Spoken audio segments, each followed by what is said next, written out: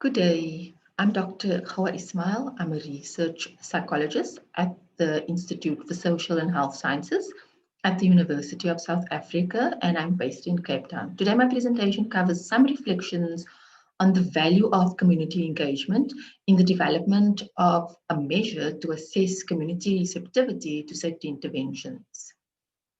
This is a brief overview of the presentation. I'll provide an introduction to the topic, what community engagement is, the methodology utilized during the instrument development process, and then also some reflections on utilizing the CE approach within instrument development.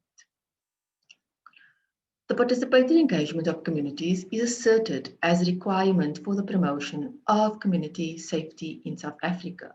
More often than not, instrument development research, the process of developing a measure, is rather linear and one-sided and has not recognized and integrated the expertise and indigenous knowledges of communities and their members. So this can lead to discrimination of knowledge and epistemic injustice.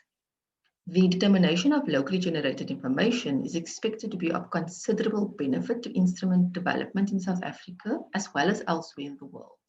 Since existing measures are predominantly developed and validated in Western countries, they do not consistently align to the South African context. The initiative to develop a psychosocial assessment tool here in South Africa was for determining an individual's willingness to participate in safety promotion interventions specifically targeted at individuals that reside in under-resourced and marginalized communities. The purpose of this presentation is to illustrate the value of participatory approach and community engaged strategy in the instrument development process and how it enhances and strengthens validation.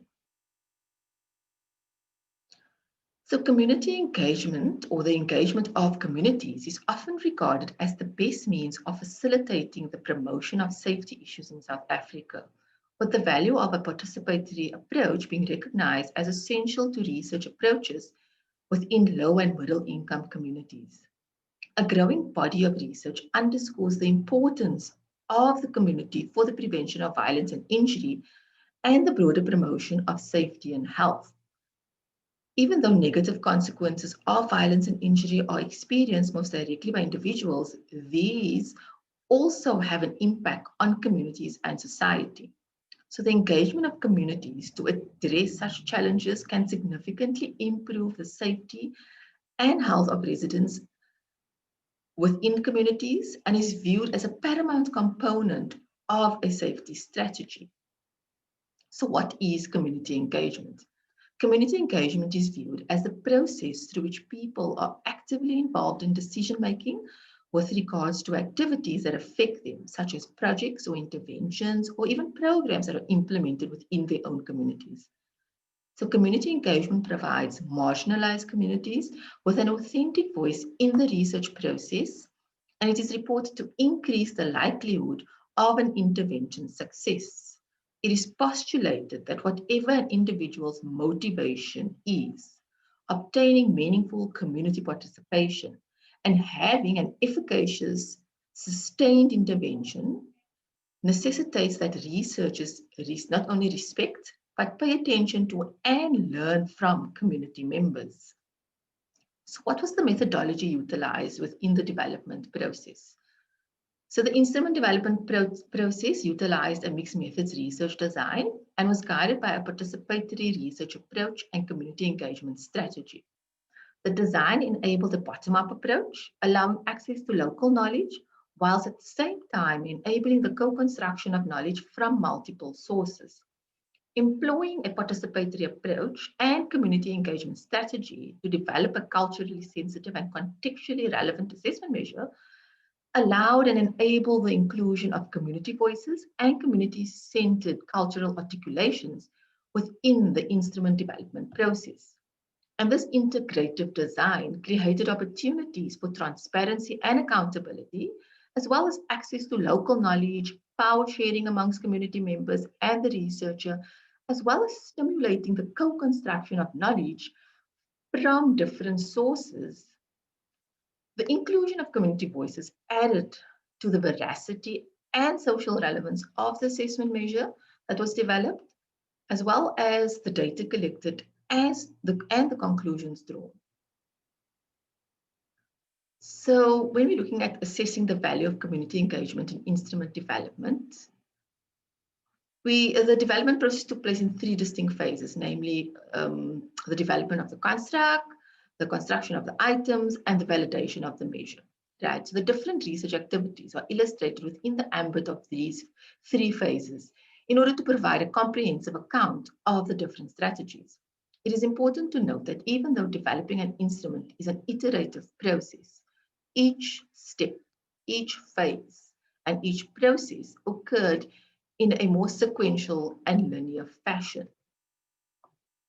So this slide provides a diagrammatic overview of the various stages and phases utilized during the process of developing the instrument and highlights where community engagement was utilized. So if you look at phase one, you'd see that the community members were involved in defining of the construct. They were involved in the development of the item pool, and they were also involved as experts when they had to review the items and the construct developed.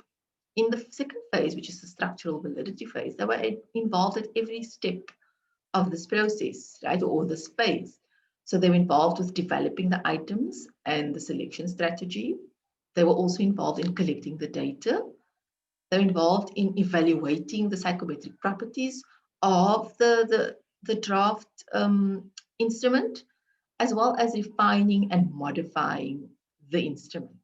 Phase three just involved the analysis of the information gathered and collected in order to determine the convergent, discriminant, and criterion validity. So this flow chart depicts the instrument development process, but in particular focuses on what data collection tools were and can be utilized during the instrument development process, right? So you could see there was individual interviews with community members, stakeholders, and NGO participants took part in the nominal group technique. And then there was consultation with both academics and community individuals in the step three. With phase two, there was involvement in the item generation with the Delphi survey. So the draft version was shared with everyone and they had to give feedback. And also constructing the final version of the questionnaire. Community members were involved in that as well.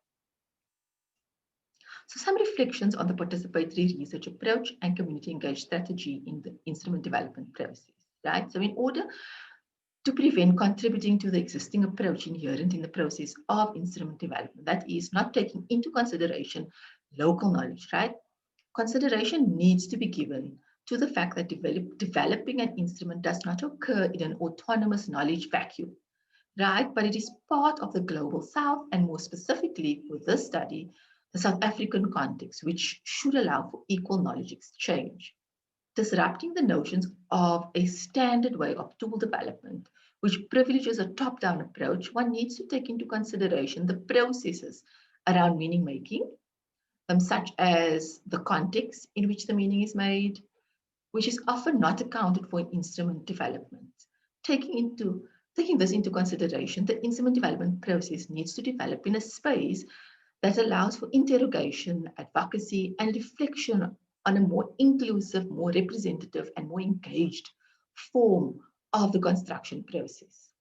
And thus, acknowledging Indigenous voices, their contributions and understandings within a community-based research approach is a step towards a more inclusive approach of this modality and within the instrument development process.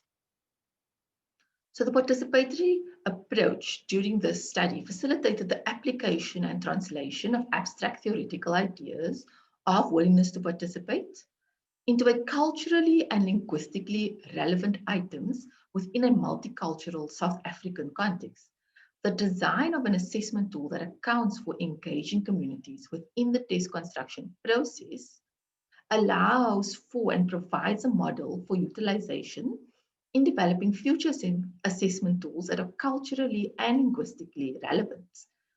An important lesson learned from this study was that employing an integrative, participatory, and community engaged strategy is a feasible and useful means of countering the convenient utilization of Eurocentric assessment measures in the absence of tools that have been locally developed to ensure sensitivity to local, cultural, and contextual understandings. So this approach foregrounds community mobilization, it foregrounds collaboration, it foregrounds relationship building, right? Capacitation, as well as empowerment practices at every level in the development process. And this enhances the validity of the assessment tool by improving instrument development protocols through the incorporation of knowledge and expertise of community members and concurrently maximizing community involvement. Right, so it also looks or takes into consideration the social and historical context, as well as develop community members as researchers in the pursuit of answers to questions encountered in their daily lives. So this was just a brief overview of what the study entailed. And I'd just like to say thank you for taking the time to listen to my presentation. And if you have any questions or need more detail about the study, please email me on my address below on the slide. Thank you so much.